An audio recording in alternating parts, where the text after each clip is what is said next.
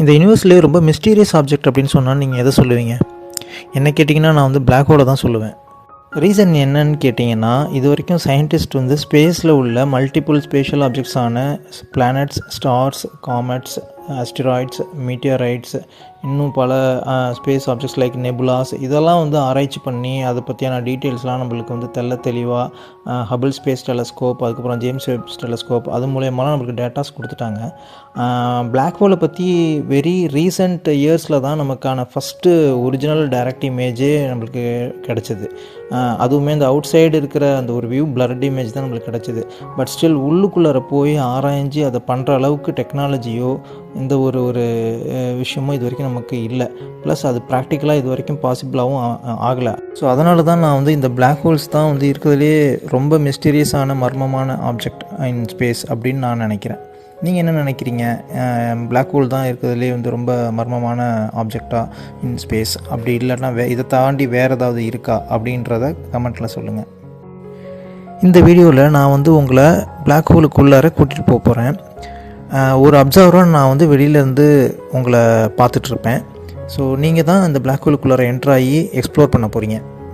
Black ஹோலுக்குள்ளார enter ஆகும்போது கிடைக்கிற எக்ஸ்பீரியன்ஸை நம்ம காமிக்கிறதுக்காக நாசாவோட காடர்ட் ஸ்பேஸ் ஃப்ளைட் சென்டர் அவங்க வந்து டிஸ்கவர் சூப்பர் கம்ப்யூட்டர் மூலயமா 2024 இந்த சிமுலேஷன் வீடியோவை உருவாக்கியிருக்காங்க. பிளாக் ஹோலுக்குள்ளே என்ட்ரு ஆகிறதுக்கு எல்லோரும் தயாராக இருக்கீங்களா? ஸ்டார்ட் பண்ணலாம்.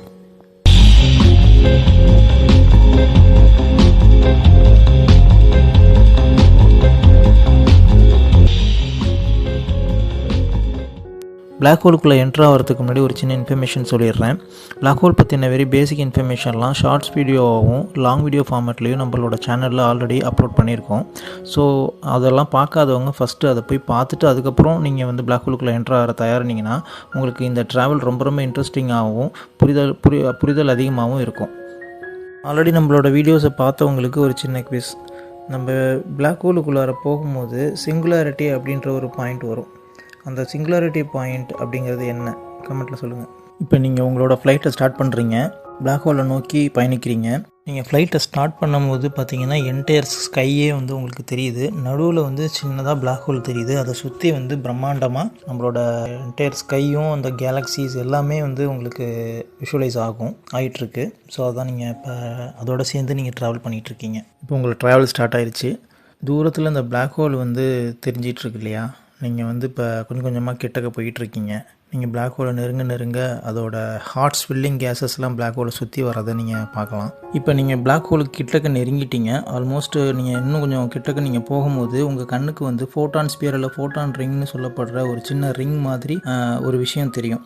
அது என்ன அப்படின்னா, அந்த பிளாக் ஹோலை சுற்றி ஒரு அக்ரிஷன் டிஸ்க் இருக்கு இல்லையா, ஹாட் கேஸஸ் சுற்றி வந்துட்டுருக்குல்ல, அதில் வெளிப்படுற அந்த லைட்டு வந்து அதுவும் சேர்ந்து வந்து பிளாக் ஹோலை வந்து ஆர்பிட் பண்ணும். அந்த லைட்டோட இமேஜ் தான் வந்து உங்கள் கண்ணுக்கு ஒரு ரிங் வடிவத்தில் தெரியும். அதுதான் ஃபோட்டான் ஸ்பியர் இல்லை ஃபோட்டான் ரிங்னு சொல்லுவோம். ஸோ அதுவுமே வந்து உங்களுக்கு அந்த பிளாக் ஹோலை சுற்றி ஒரு இமேஜ் ரிங் மாதிரி ஒரு ஃபார்மேஷனில் தெரிஞ்சுக்கிட்டு இருக்கும். இப்போ அந்த ஃபோட்டான் ரிங்கை தான் நீங்கள் இப்போ பார்த்துட்ருக்கீங்க. நீங்கள் கிட்டக்க நெருங்க அந்த ஃபோட்டான் ரிங்கு வந்து உங்கள் கண்ணுக்கு வந்து புலப்படும். அந்த அக்ரிஷன் டிஸ்க்கு கீழே ஒரு சின்ன தின் லேயராக அந்த லைட் லேயர் மாதிரி அது தெரியும். ஸோ அதுதான் ஃபோட்டான் ரிங்.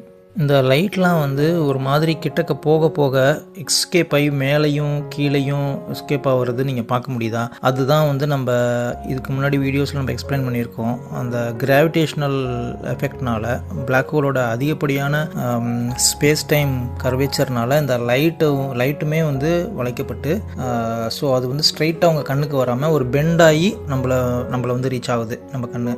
ஸோ அதனால தான் நம்ம பார்க்கும்போது ஒரு மாதிரி லைட் வந்து கேர்வ்டாக போய் அதுக்கப்புறம் வந்து வளைஞ்சு போகிற மாதிரிலாம் தெரியுது. இப்போ நீங்கள் உங்களோட டைமை மட்டும் தான் பார்க்க முடியும். பட் நான் உங்களை அப்சர்வ் பண்ணிகிட்டு இருக்கேன் வெளியிலேருந்து. ஸோ இப்போ என்னோட டைம் என்ன, இங்கே எவ்வளோ டைம் ஓடிக்கிட்டுருக்கு எர்த்தில் அப்படின்றது உங்களுக்கு தெரியாது, பார்க்க முடியாது. ஸோ அதுக்காக நான் உங்களுக்கு இதை சொல்கிறேன், நான் அப்டேட் பண்ணுறேன். நீங்கள் பிளாக் ஹோல் கிட்டக்க நெருங்க உங்களோட டைம் வந்து ஸ்லோ ஆகிட்டே போகும். அதாவது நான் உங்களை பார்க்கும்போது நீங்கள் வந்து மெதுவாக ட்ராவல் பண்ணுற மாதிரி நான் ஃபீல் பண்ணுவேன். பட் நீங்கள் அதை ஃபீல் பண்ண மாட்டீங்க. நீங்கள் நார்மலாக கேஷுவலான டைமில் போய் ட்ராவல் பண்ணிகிட்டு இருக்க மாதிரி தான் நீங்கள் ஃபீல் பண்ணுவீங்க. பட் எனக்கு வந்து எப்படி எப்படி ஃபீல் ஆகும்னா நீங்கள் ரொம்ப ஸ்லோவாக போகிற மாதிரியும் உங்கள் டைம் ரொம்ப ஸ்லோவாக மூவ் ஆகிற மாதிரியும் என்னோட டைம் ஃபாஸ்ட்டாக மூவ் ஆகிற மாதிரியும் இருக்கும். ரியாலிட்டியும் அதான் உண்மை. நீங்கள் வந்து எவ்வளோக்கு எவ்வளோ கிட்டக்க நீங்கள் பிளாக் ஹோல் கிட்டக்க டுவர்ட்ஸ் அதோட கிராவிட்டியை நோக்கி நீங்கள் போய்கிட்டே இருக்கீங்களோ உங்களோட டைம் கொஞ்சம் கொஞ்சமாக ஸ்லோவாகிட்டே போகும். ஸோ இப்போ நான் வந்து பார்க்கும்போது தூரத்துலேருந்து பார்க்கும்போது அப்சர்வராக உங்கள் டைம் வந்து கொஞ்சம் கொஞ்சமாக அப்படியே ஸ்லோவாகி ஒரு குறிப்பிட்ட தூரம் போகும்போது பார்த்தீங்கன்னா ரொம்ப ஃப்ரீஸ் ஆகிடுவீங்க. நீங்கள் அப்படியே மூவ்மெண்ட்டே இல்லாமல் அப்படியே நிற்கிற மாதிரியே நான் ஃபீல் பண்ணுவேன். நான் பார்க்கும்போது நீங்கள் அப்படியே நின்றுட்டு இருக்க மாதிரியே இருக்கும், ஐடலாக இருக்க மாதிரியே இருக்கும், ஃப்ரீஸ் ஆகிட்ட மாதிரி. பட் ரியாலிட்டியில் நீங்கள் உள்ளார போயிட்டே இருப்பீங்க. எனக்கு பார்க்கும்போது அப்படி தெரியும். அட் தி சேம் டைம் என்னோடய டைம் பார்த்திங்கன்னா thousands of years வந்து நான் கடந்து போயிருக்கோம். பட் அந்தளவுக்கு நான் வந்து உயிர் வாழ முடியாது. ஒரு இமேஜினேஷனுக்கு நான் சொல்கிறேன். இங்கே வந்து பூமியில் நீங்கள் போயிட்டுருக்க அதே நேரத்தில் டுவர்ட்ஸ் பிளாக் ஹோல் நோக்கி என்ட்ராகிட்டு இருக்க அதே நேரத்தில் இங்கே வந்து டைம் வந்து பயங்கர ஃபாஸ்ட்டாக போயிட்டுருக்கும். thousands of years கிராஸ் ஆகிருக்கும். ஸோ இந்த ஃபினாமினான தான் வந்து டைம் டைலேஷன் அப்படின்னு சொல்கிறாங்க. இந்த டைம் டைலேஷனை பற்றி இன்னும் டீட்டெயிலாக அடுத்து வர வீடியோஸில் நம்ம பார்க்கலாம். இந்த டைம் டிஃப்ரென்ஸை தான் நீங்கள் இப்போ வந்து வீடியோவோட லெஃப்ட் பாட்டமில் கார்னரில் நீங்கள் பார்த்துட்ருக்கீங்க. ஸோ இப்போ இது வந்து கேமராவோட டைம் அப்படின்னு சொல்கிறது உங்களோட டைம். ஆக்சுவலி நீங்கள் ட்ராவல் பண்ணிகிட்ருக்கீங்களா உங்களோட டைமு. எக்ஸ்டர்னல் டைம்ங்கிறது நீங்கள் அப்சர்வரோட டைம். இப்போ நான் உங்களை பார்த்துட்ருக்கேன் வெளியிலேருந்து அப்படின்னா என்னோட டைம். இப்போ போக ஆரம்பத்தில் ரெண்டுமே கிட்டத்தட்ட மேட்சிங்காக ஒரே டைமில் இருக்க மாதிரி இருக்கும். ஏன்னா ரெண்டுமே ஒரே டைமில் நம்ம ஸ்டார்ட் ஆகுது. இங்கேருந்து தான் நீங்கள் கிளம்புறீங்க அப்படிங்கிறதுனால உங்கள் டைமும் என் டைமும் ஆல்மோஸ்ட் சேமாக தான் இருக்குது. போக போக நீங்கள் ட்ராவல் பண்ண பிளாக் ஹோலை நெருங்க உங்களோட டைம் வந்து பார்த்திங்கன்னா ரொம்ப கொஞ்சம் கொஞ்சமாக அப்படியே ஸ்லோ ஆகிட்டே போகும். என்னோடய டைம் ஓடுறதை நீங்கள் பார்க்கலாம், வேகமாக ஓடும். சடனாக ஒரு பர்டிகுலர் பாயிண்ட் நீங்கள் ரீச் ஆகும்போது ஈவெண்ட் ஹாரிசனை நீங்கள் தாண்டும் போது சடனாக வந்து பார்த்திங்கன்னா இன்ஃபினிட்டிக்கு போயிடும் என்னோடய டைம். விச் மீன்ஸ் ரொம்ப ஃபாஸ்ட்டாக ஓடிடுச்சின்னு அர்த்தம். இப்போ நீங்கள் எப்படி இந்த டைம் டிஃப்ரென்ஸை நீங்கள் லெஃப்ட் பாட்டம் கார்னரில் பார்க்குற மாதிரியே இப்போ உங்களோட பொசிஷன் நீங்கள் ட்ராவல் பண்ணிகிட்டு இருக்க உங்களோட பொசிஷன் இருக்கு இல்லையா, அது கேமரா வடிவத்தில் ஒரு சின்ன ஒரு குட்டி ஓவர்வியூ பிக்சர் மாதிரி இமேஜ் வீடியோ மாதிரி ரைட் பாட்டமில் நீங்கள் பார்க்கலாம். இப்போ நீங்கள் எப்படி இந்த டைம் டிஃப்ரென்ஸை நீங்கள் லெஃப்ட் பாட்டம் கார்னரில் பார்க்குற மாதிரியே இப்போ உங்களோட பொசிஷன் நீங்கள் ட்ராவல் பண்ணிகிட்டு இருக்க உங்களோட பொசிஷன் இருக்கு இல்லையா, அது கேமரா வடிவத்தில் ஒரு சின்ன ஒரு குட்டி ஓவர்வியூ பிக்சர் மாதிரி இமேஜ் வீடியோ மாதிரி ரைட் பாட்டமில் நீங்கள் பார்க்கலாம். ஃபார் எக்ஸாம்பிள் நீங்கள் இப்போ ட்ராவல் பண்ணிகிட்ருக்கிற அந்த பிளாக் ஹோல் வந்து ஒரு சூப்பர் மேசிவ் பிளாக் ஹோல்னு வச்சுப்போம். மில்கிவே கேலக்ஸியோட சென்டரில் இருக்கிற சாகிட்டேரியஸ் ஏ ஸ்டார் அப்படின்னு கூட அசியூம் பண்ணிக்கலாம். ஸோ இப்போ இந்த பிளாக் ஹோலை நோக்கி நீங்கள் இப்போ ட்ராவல் பண்ணிகிட்ருக்கீங்க அப்படின்னா நீங்கள் இடத்துலேருந்து கிளம்பி நீங்கள் அங்கே ரீச் ஆகிறதுக்கே வந்து ஆல்மோஸ்ட் ஒரு 26,000 லைட் இயர்ஸ் கிட்ட ஆகும். லைட் ஸ்பீடில் ட்ராவல் பண்ணால் சொல்கிறேன். ஸோ 26,000 இயர்ஸ் ஆகும். ஸோ இப்போ ரிமைனிங் திரும்பி நீங்கள் ரிட்டர்ன் வரத்துக்கு ஒரு 26,000 இயர்ஸ். ஸோ அப்ராக்சிமேட்டாக ஒரு 50 to 52,000 லைட் இயர்ஸ் கிட்ட டோட்டல் உங்களோட ட்ராவல் டியூரேஷன். ஸோ இப்போ நீங்கள் ரிட்டர்ன் வரும்போது பூமியில் வந்து இப்போ உள்ள அந்த சிவிலைசேஷன் இருப்பாங்களா அப்படின்லாம் தெரியாது, மனிதர்கள் இருப்பாங்களா அப்படின்லாம் தெரியாது. பூமி மேபி இருக்கும், பூமி அவ்வளோ சீக்கிரம் அழிஞ்சிருமான்றது தெரியாது, அழியாது.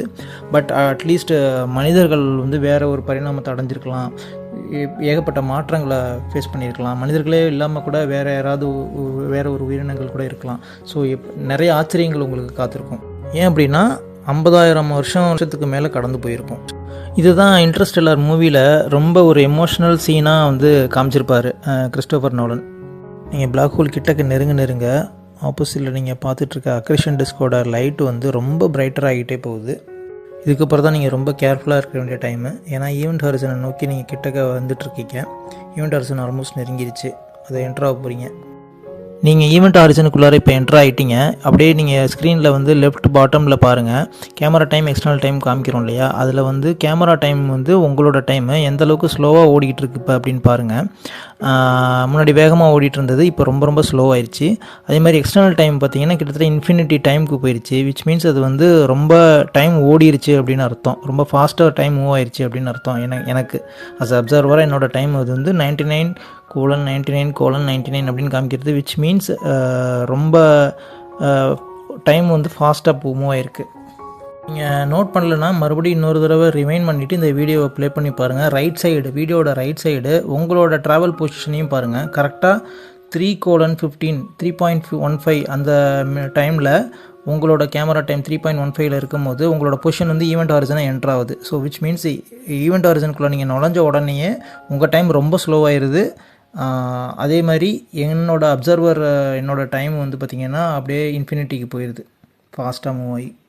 இப்போது நீங்கள் ட்ராவல் பண்ணுறீங்க அப்படின்னு சொல்லி உங்களை உதாரணமாக வச்சு சொல்கிறதுனால இதுக்கப்புறம் நடக்க போகிற சினாரியோவை வந்து நான் சொல்ல விரும்பலை, நான் இதோட ஸ்டாப் பண்ணிக்கிறேன். ஸோ இப்போ நம்ம அடுத்து வர சினாரியோவை வந்து நம்ம ஏதோ ஒரு பர்சன் எக்ஸ் அப்படின்னு சொல்லியே நம்ம ஸ்டார்ட் பண்ணலாம். ஏன் அப்படின்னு சொல்கிறேன்னா, அடுத்து நடக்க போகிற சம்பவங்கள் அந்தளவுக்கு இருக்கும். அதனால தான் நான் வந்து நெகட்டிவாக நான் உங்களை வந்து ப்ரொஜெக்ட் பண்ணுறதுக்கு நான் விருப்பப்படலை.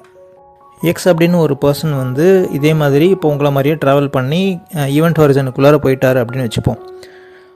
பிளாக் ஹோலுக்குள்ளார என்ட்ராகிறதுக்கு முன்னாடி சின்ன பிளாக் ஹோலுக்குள்ளார நீங்கள் நுழையிறீங்களா, பெரிய பிளாக் ஹோலுக்குள்ளே நீங்கள் நுழையிறீங்களான்னு உங்கள்கிட்ட ஒரு ஆப்ஷன் கொடுத்தா என்ன ஆப்ஷன் நீங்கள் சூஸ் பண்ணுவீங்க? கண்டிப்பாக பிளாக் ஹோலுக்குள்ளே போக மாட்டேன் அப்படின்னு நீங்கள் சொல்கிறது எனக்கு கேட்குது. பட் ஒரு இமேஜினேஷன் தானே. எந்த சின்னதுக்குள்ளார போகிறதுக்கு விருப்பப்படுவீங்களா, பெரிய பிளாக் ஹோலுக்குள்ளே போகிறதுக்கு விருப்பப்படுவீங்களா? கமெண்ட்டில் சொல்லுங்கள். இப்போ பர்சன் எக்ஸ்க்கு மறுபடியும் வருவோம்.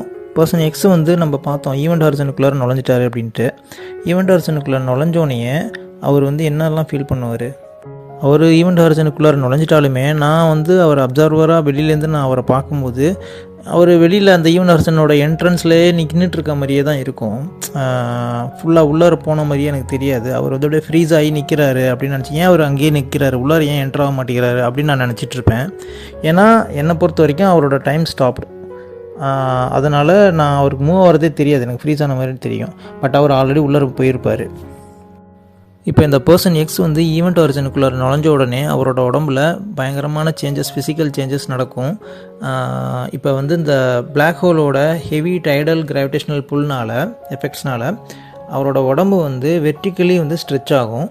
வெர்டிக்கலாக வந்து ஸ்ட்ரெச் ஆகும்போது கிட்டத்தட்ட ஒரு நூடுல் மாதிரி, ஸ்பெகட்டி மாதிரி ஒரு நீளமாக தின்னாக அவரோட உடம்பு வந்து இழுக்கப்படும். அட் தி சேம் டைம் வெர்டிக்கலாக ஸ்ட்ரெச் ஆகிற மாதிரியே ஹொரிசான்டல் டைரெக்ஷனில் கம்ப்ரஸ் ஆகுவார். ஹொரிசான்டல் டைரெக்ஷனில் கம்ப்ரஸ் ஆகி வெர்டிக்கலாக ஸ்ட்ரெச் ஆகிறதுனால ஒரு ஸ்பெகட்டின்னு சொல்லுவோம் இல்லையா, இட்டாலியன் பாஸ்தா டைப் வெரைட்டி, அந்த ஸ்பெகட்டி மாதிரி அவரோட உடம்பு வந்து நீளும். ஸோ அந்த ப்ராசஸ்க்கு பேர் ஸ்பெகட்டிஃபிகேஷன் அப்படின்னு சொல்லி ஸ்டீஃபன் ஹாக்கின்ஸ் நேம் வச்சுருக்கிறாரு. இதை வந்து அவரோட புக்கில் பிரீஃப் ஹிஸ்ட்ரி ஆஃப் டைம் அப்படிங்கிற ஒரு புக்கில் இதை மென்ஷன் பண்ணியிருக்கிறாரு. இது மாதிரி எலாங்கேட் ஆகி அவரோட உடம்பு ஸ்ட்ரெச் ஆகுது இல்லையா, ஸ்ட்ரெச் ஆகி அது நீளமாக நூடுல் மாதிரி, அந்த ஸ்பெகட்டி மாதிரி நீளமாக ஆகிறத வந்து ஸ்பெகட்டிஃபிகேஷன் அப்படின்னு ஒரு நேம் வந்து டேர்ம் பண்ணியிருக்கிறாரு. இப்போ இந்த ப்ராசஸ்லாம் நடந்துகிட்டு இருக்கும்போதே அவர் ஸ்டில் ட்ராவலில் தான் இருப்பார், உள்ளுக்குள்ளார போயிட்டே இருப்பார், மூமெண்ட்லேயே இருப்பார். ஃபாஸ்ட்டாக டுவர்ட்ஸ் சிங்குலாரிட்டி அப்படிங்கிற அந்த புள்ளியை நோக்கி நடந்துகிட்ருப்பார். சிங்குலாரிட்டி அப்படிங்கிறது தான் அந்த center point of the black hole. கடைசியில் அந்த ஒரு முடிவு அப்படின்னு சொல்லுவோம் இல்லையா, அந்த முடிவு வந்து அதுதான். ஸோ அது வந்து அந்த கர்வேச்சரோட கடைசி ஒரு புள்ளி அப்படின்னு நம்ம சொல்லலாம்.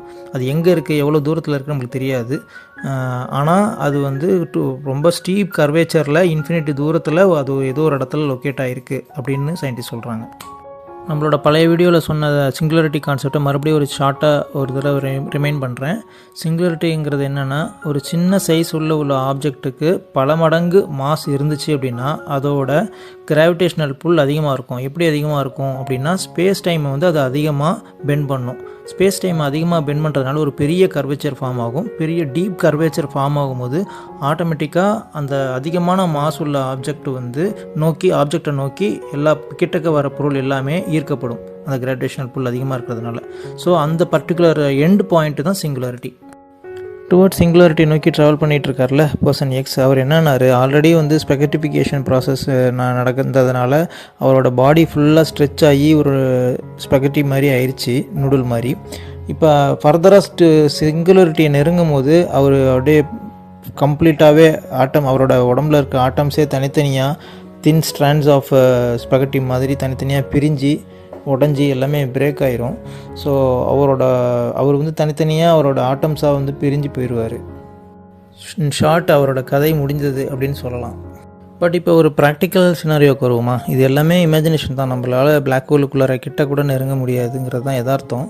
பட் இது உள்ளுக்குள்ளே அப்படியே நம்ம வந்து ஏதோ ஒரு சினாரியோவில் உள்ளுக்குள்ளே போகிறோம் அப்படின்னா என்ன நடக்கும் அப்படிங்கிறதுக்கு உண்டான சயின்டிஸ்டோட ஒரு விசுவலைசேஷன் தான் இது இப்போ நம்ம பார்த்தது. பட் இன் ரியாலிட்டி நம்ம வந்து பிளாக் ஹோலோட டெம்பரேச்சர் கிட்ட நெருங்கும் போதே அக்ரிஷன் டிஸ்கில் அது கூடவே பல 1000 கிலோமீட்டர் தூரத்துக்கு முன்னாடியே நம்ம வந்து எரிஞ்சு பொசுங்கிடுவோம். அந்தளவுக்கு அதில் வந்து டெம்பரேச்சர் இருக்கும். சூரியனை விட பல மடங்கு மில்லியன்ஸ் ஆஃப் டிகிரி டெம்பரேச்சர் அதிகமாக இருக்கும் அதில். ஸோ அதனால் நம்மளால் நினச்சவே பார்க்க முடியாது கிட்டக்க போகிறதுக்கு. ஸோ இதுதான் ப்ராக்டிக்கல். நம்ம இந்த வீடியோவோட இறுதிக்கு வந்துட்டோம். ஐ ஹோப் இந்த வீடியோ உங்களுக்கு ரொம்ப ரொம்ப யூஸ்ஃபுல்லாகவும் இருந்திருக்கும். அட் தி சேம் டைம் நீங்கள் உங்களுக்கு ரொம்ப இன்ட்ரெஸ்டிங்காகவும் இருந்திருக்கும் அப்படின்னு நான் நம்புகிறேன். டிஃப்ரெண்ட்டாக இந்த வீடியோ வந்து ப்ரெசென்ட் பண்ண விதம் வந்து எப்படி இருக்குது அப்படிங்கிறதையும் நீங்கள் கமெண்ட்டில் சொல்லுங்கள். உங்களுக்கு என்னோடய ப்ரெசன்டேஷன் வே வந்து பிடிச்சிருக்கா அப்படிங்கிறதையும் மென்ஷன் பண்ணுங்கள். ஏதாவது சேஞ்ச் பண்ணணுமா அப்படிங்கிறதையும் மென்ஷன் பண்ணுங்கள். Thanks for your support. மறக்காமல் பிளாக் ஹோல் ரிலேட்டடான மற்ற வீடியோஸையும் என்னோடய சேனலில் இருக்குது, போய் பாருங்கள். தொடர்ந்து என்னோடய வீடியோஸோட இணைஞ்சிருங்க, எனக்கு சப்போர்ட் பண்ணுங்கள். உங்களோட மோட்டிவேஷன் தான் இன்னும் மேலே இது மாதிரி பல வீடியோஸ் நல்ல நல்ல கண்டென்ட்ஸ் கொடுக்கறதுக்கு எனக்கு ஹெல்ப்ஃபுல்லாக இருக்கும். தேங்க்யூ.